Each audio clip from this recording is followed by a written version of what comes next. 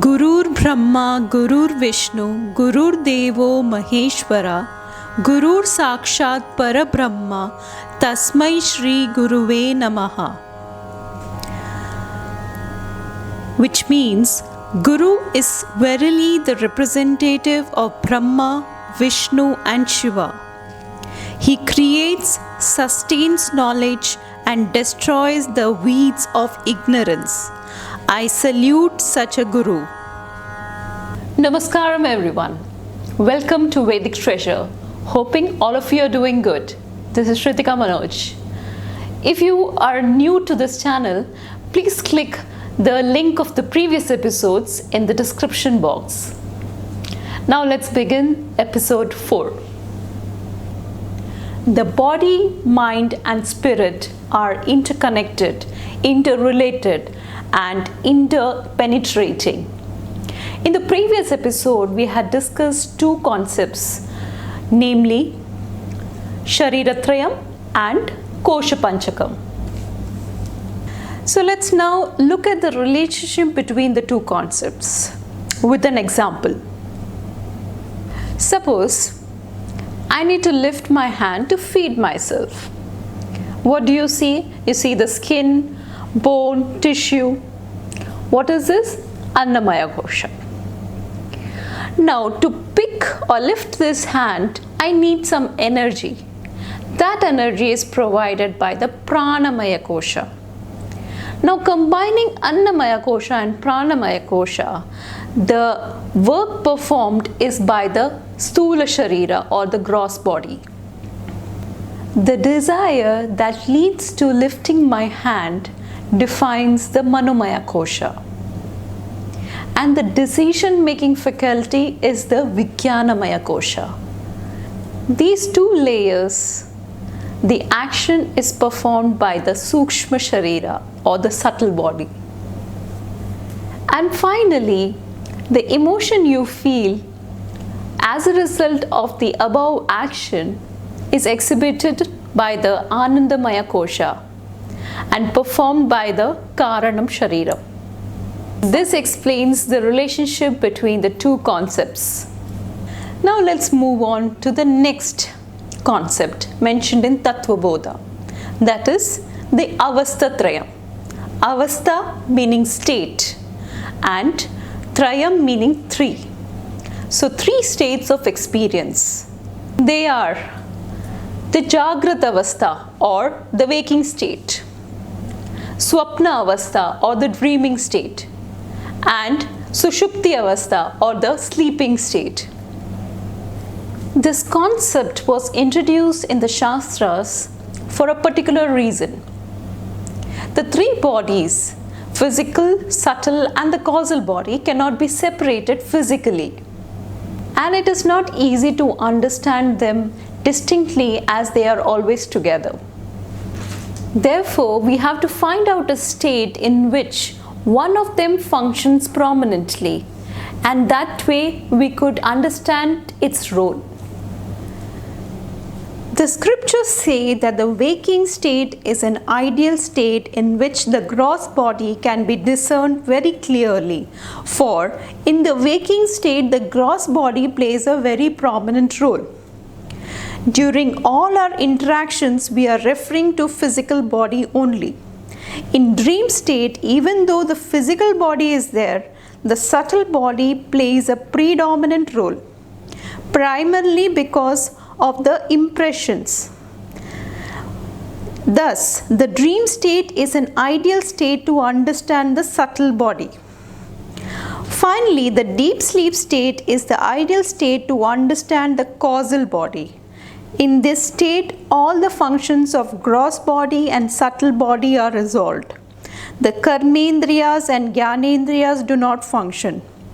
Thinking or feeling is not there.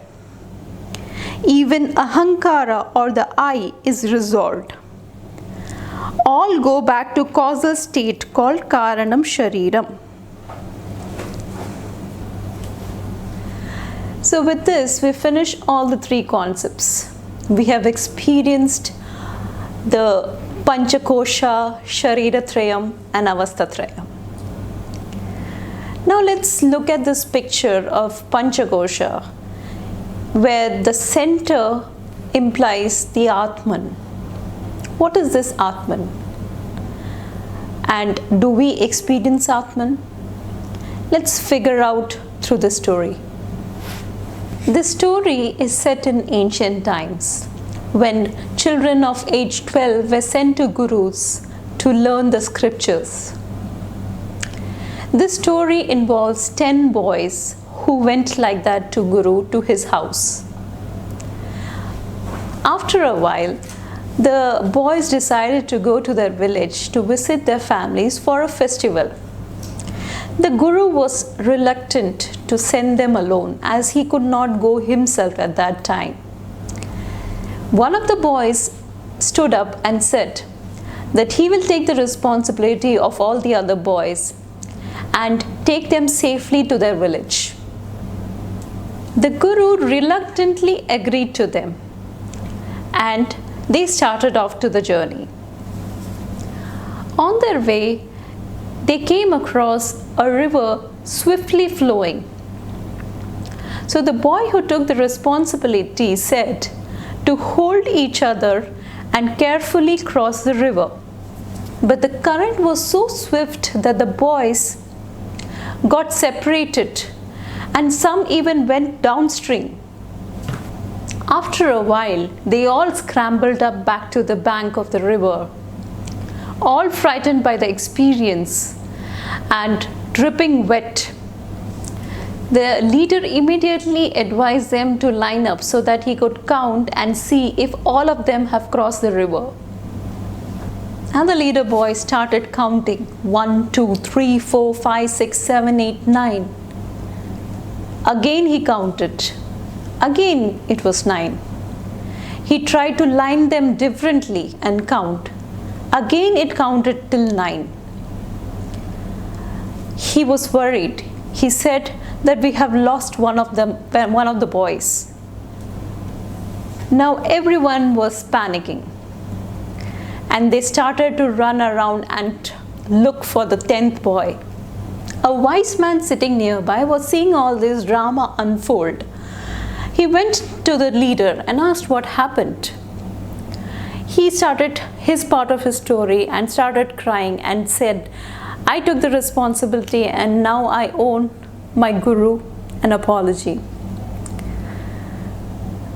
But the old man said, he looked wise and calm. He said, don't worry, I have the solution for it, and I know where the 10th man is. So the leader boy said, so tell me, what are you waiting for? He asked all the boys to line up. And he said, I will count out for you. The leader boy said, I have done this 100 times, counted over and over again. The man said, okay, the last time for me, request it for the last time. So all of them arranged themselves in a line, and the leader stood at the end of the line. He started counting 1, 2, 3, 4, 5, 6, 7, 8, 9. And the 10th is you, the leader. The leader was surprised. Oh, I am the 10th man. And I didn't realize he had neglected to count himself and thought that the 10th man has drowned and lost. But the 10th man was always the leader and always available, but had gone unnoticed, overlooked, and uncounted. This is our situation in this samsara, all the world. We count everything we perceive and experience, but forget ourselves. Time to reveal yet another secret of this series. We experience the Panchakosha, the 5 layers, the Sharira-trayam, and the states of experiences. If we have experienced all of them, there must be an experiencer, and that is the ātman, the one we are seeking. We'll experience this statement right now with a physical experiment. While watching this video, you must be sitting or standing. I would like you to observe yourself in that position. Observe your body in the posture you are currently in. In this, who is observing whom?